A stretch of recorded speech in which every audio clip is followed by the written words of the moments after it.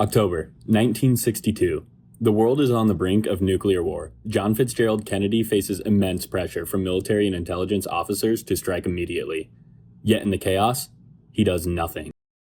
It is the peak of the Cold War in 1962, and a U-2 spy plane just discovered Cuban forces preparing launch sites for nuclear missiles. Kennedy is faced with a massive decision. The decision young John F. Kennedy finds himself in now is strike the missile sites before the Soviet warheads arrive in Cuba and potentially risk Soviet retaliation, or blockade and wait, applying pressure to not only the Soviets, but himself and his advisors. Ultimately, Kennedy goes against his top advisors and orders a naval blockade of Cuba.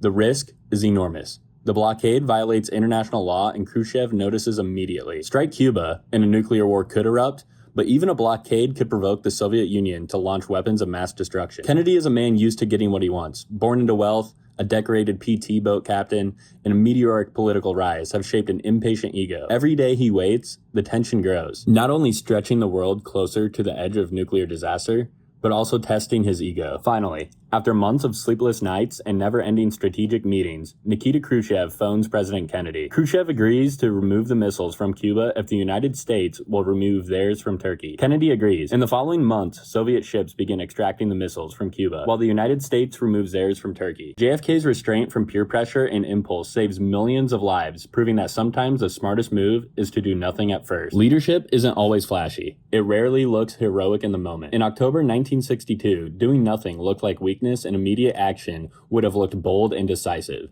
But Kennedy understood something that most leaders don't. Power isn't proven by how fast you act, it's proven by whether you can wait.